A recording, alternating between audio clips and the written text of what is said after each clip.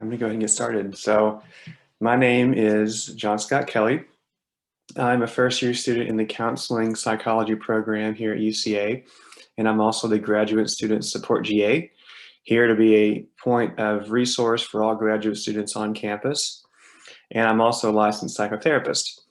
And I'm thrilled to be leading this mindfulness session and the ones after this too. I think it's going to be a wonderful resource for graduate students in an atmosphere that's already very stressful, and this can be some time to reduce some of that stress. So before we go any further, I'm going to turn off my video just to avoid any distractions. And so I do fervently believe in the benefits of mindfulness meditation, and they have become even more important as we are experiencing the chaos of the unknown and we find ourselves isolated from others. Over the course of these sessions, what we will do is focus more on how than what. We will direct our attention towards the dynamic processes of being and becoming. During these sessions, we will work on integrating our minds and bodies. Even our minds themselves have a tendency to become unbalanced in our modern societies, so we will seek balance there as well. We will meditate on the principles of compassion, openness, and presence in the here and now. What I'd like to do today is more of a meditation than a pure mindfulness session. I will simultaneously introduce what these sessions will look like, along with the underpinnings of mindfulness and techniques that are useful for it. So first, I ask you all to find a comfortable position wherever you may be. That might mean closing the blinds, turning down the lights, resting your feet flat on the floor, putting your arms down at your side, your hands on your thighs, or simply sitting on the ground. Make your space as comfortable as possible and make it yours. Now, close your eyes or employ a soft gaze. Let your spine stay straight and tall while your shoulders drop and relax. Take a moment to focus on your breathing, in and out. It is not necessary to evaluate your breathing at this time. Simply acknowledge it, pay attention to it. Notice the rise and fall in your belly. Continue to focus on your breathing and allow these words to enter into your experience, again without offering judgment. Throughout this session, I will pause and give you all an opportunity to focus on your breathing and your other embodied experiences without interruption. Continue to breathe deeply in a manner that engages your belly. What is your body telling you in this moment?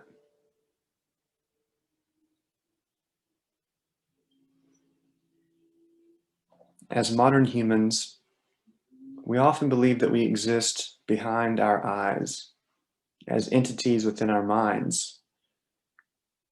This, however, is a mistake when we consider our anatomy and our experiences. Our bodies are innervated.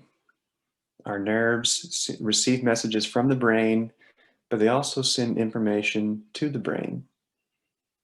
The process is not strictly top-down or bottom-up.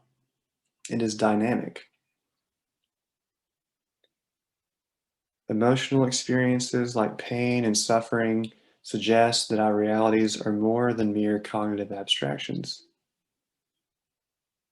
Even if we manage to deny suffering with our powerful cognition, it will likely manifest in other ways, such as through damaged interpersonal relationships or psychophysiological distress. With mindfulness meditation, we are attempting to balance the scales by attending to our embodied experience. We will remember that to deny aspects of our experience is to deny aspects of ourselves. Continue to deeply breathe.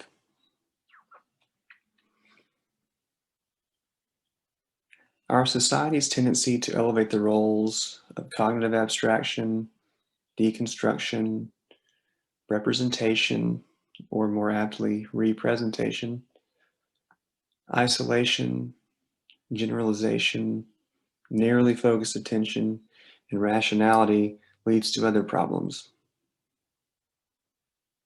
These are all facets of the brain's left hemisphere. And the right hemisphere, which is often the target of psychotherapy, is thereby neglected. Bear in mind that the relationship between these hemispheres is a far cry from the one presented in online articles, and both hemispheres are involved in most cognitive processes. Nonetheless, the right hemisphere offers context to abstractions, serves as an experiential comparator for deconstructed systems, fuels presence as opposed to represence, emphasizes life's uniqueness, affords feelings of betweenness, supplies broad attention, and allows for reason, the contextualized, meaningful form of rationality. Further, language is limiting, as many experiences cannot be expressed. Language expression is the left hemisphere's specialty, while both hemispheres receive language. This makes the silent reflection of mindfulness meditation especially potent.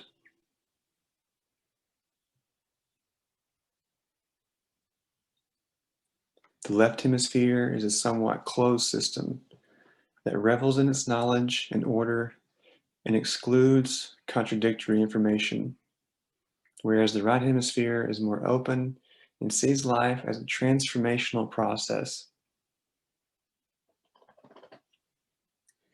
It has been said that the left hemisphere knows but does not believe, and the right hemisphere believes but does not know. Tragically, however, the left hemisphere doesn't know what it doesn't know, and the right hemisphere knows what it doesn't know. Therefore, both viewpoints are necessary and important. In these sessions, we will strive to integrate the hemispheres while understanding that they both serve unique and useful purposes. We will attempt to carry out the difficult task of keeping them distinct while also helping them communicate. To allow the left brain to take over would be to mistake the map for the real world.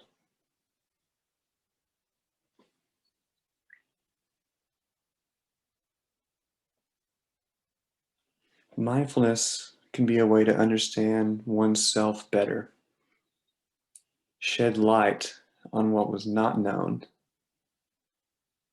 have compassion for what was known but ignored and neglected,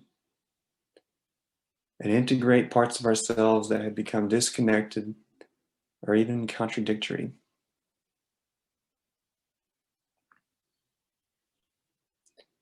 Throughout these sessions, I challenge you all to focus on your personal experience and to truly experience it in the here and now. This is a time to live in the warm, embodied, contextualized, and unique how of existence, rather than the cold, disembodied, abstracted, and generalized what of experience that our society often demands of us.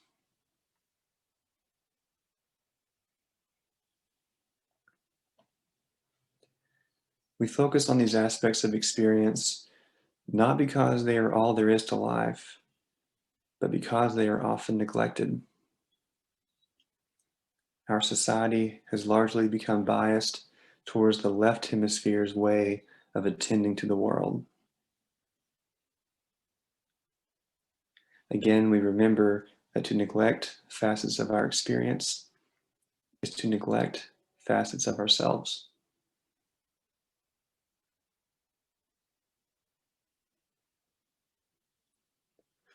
I'll end the session tonight with a few questions. How can you carry these tenets into your weekly activities?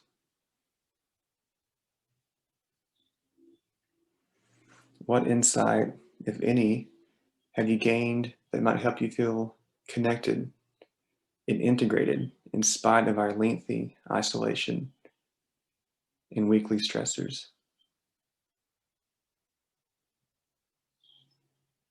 How can you be present when life is so hectic and you're pulled in many directions?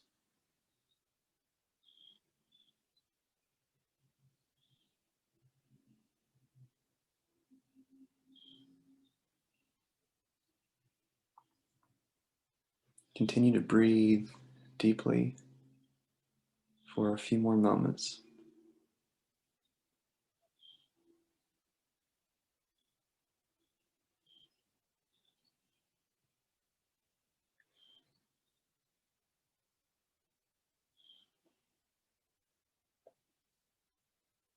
When you are ready, slowly bring yourself back to the group by opening your eyes or hardening your gaze.